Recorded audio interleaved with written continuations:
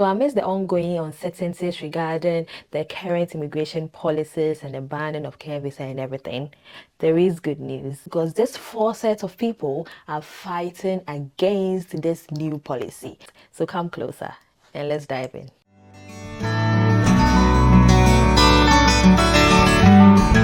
Hey lovely, welcome again to my channel. If it's your first time seeing me, I'm Sharon. So it's no longer news that the UK government have decided to, make a complete overhaul of the immigration system and everything. That is no longer news. They have come up with a date regarding the banning of the care visa. So let's listen to this. When will these white paper recommendations actually come into effect? Well, that is a good question, and one that we've been trying to get the answer to. Some of it will need what's called primary legislation, so it will have to go through all stages of the House of Commons and the House of Lords. Something to do with the European Convention on Human Rights, for example. There's going to be some clarification around that. That would need primary legislation, so it could take quite a long time. The changes to care visas, those changes, we're told by the Home Office, will come in June. The significant change in the way that you get indefinite leave to remain, the change from 5 to 10 years for qualification, you have to be here, you're going to have to be here for a lot longer. We're being told that that is going to be out for consultation, so we don't have a date for that one, which I'm sure will impact a lot of people. And then there's a new levy, a new tax effectively on overseas students. That we're told the details of that will be in the autumn budget. However, there are people who are actually fighting this immigration laws. Scotland has expressed significant concern regarding these current immigration laws because they are already struggling. There is a small population of 5 million people, and this change is going to have significant effects on their care sector and rural development. Hence, the Prime Minister of Scotland, who is Faith Forbes, have come out to say that they do not approve of these laws because it's going to go against them greatly.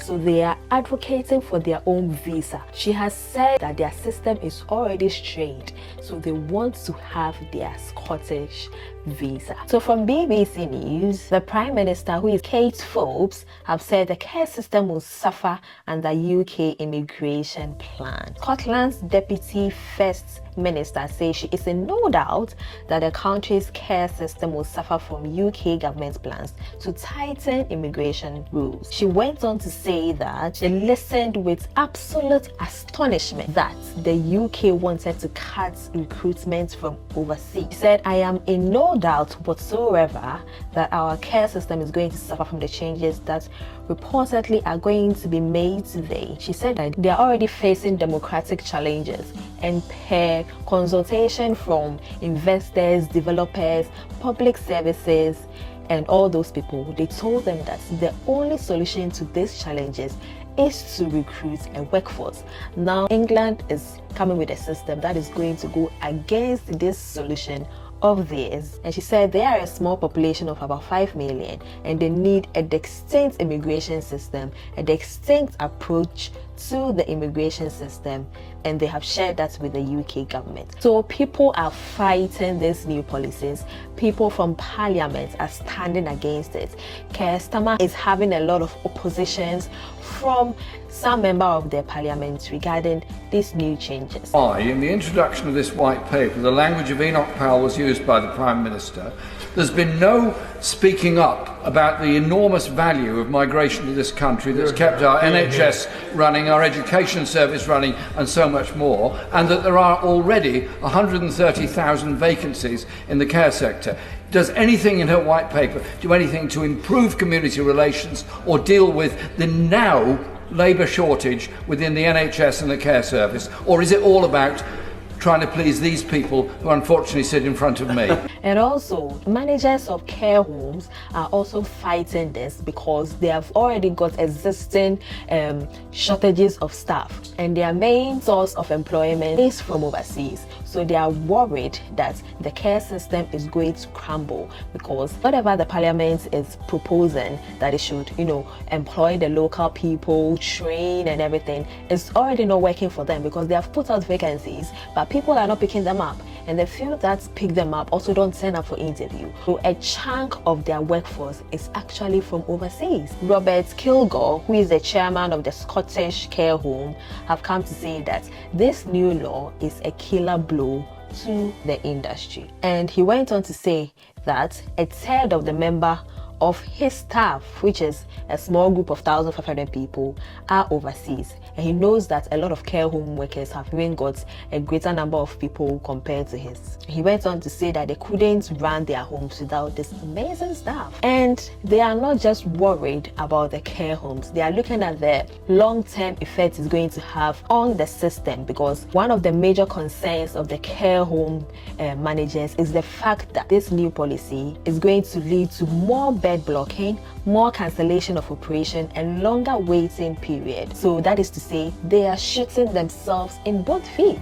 And also, some of the local people, some of the Brits who have actually had a first-hand experience of care workers are speaking up in favor of the care workers, because they see the work these people are doing and they see the care they give to the people. Going back to the Scottish system, they're also picking up for graduate visas, which is the international students, because they said their system is sustained by international students, because international students pay a lot of money. They actually pay double what the local people pay. The first deputy minister also raised concern about plans to enforce stricter standards on graduate visas, when we know so much of Scotland's economic growth has come from international students that have chosen to be based in Scotland. So the UK educational system is one of the systems that pay a lot of tuition fee. The international students, you guys, I don't know how you are able to sustain yourself. I don't know. I salute you guys. So at the long run, our efforts are not overlooked. People are fighting for us. Also, businessmen and economics are also coming out to say that this is going to have a negative impact on tourism, hospitality, and small businesses, because from the look of things, people wouldn't like to come to the UK to come and invest in anything, because at the long run, the system doesn't favor immigrants. So why would they carry their money and come to the UK to come and invest in a property or in a business that they know the government can up one day and then make new laws that are going to go against them? So this white paper is just an authoritative report, so it's not actually implemented yet. So they'll be having further discussion and consultation and all that before they actually make it a rule. So hopefully the UK government hears the plea of all these people. So this video is just to say that just continue applying. If you see a job, apply. Don't lose hope. Things might change in the future. This is my personal understanding of the whole system. So don't lose hope. Let's just pray and wait that the system goes in our favor. So in my next video, I'll be talking about if these rules are going to affect nurses and doctors who are already in the UK and have already started their UK journey towards indefinite leave to remain and everything. That will be our next topic. So if you want to know more, kindly like, subscribe, turn on that notification bell so that you can get notified of my next video. So until next time, stay awesome. Bye.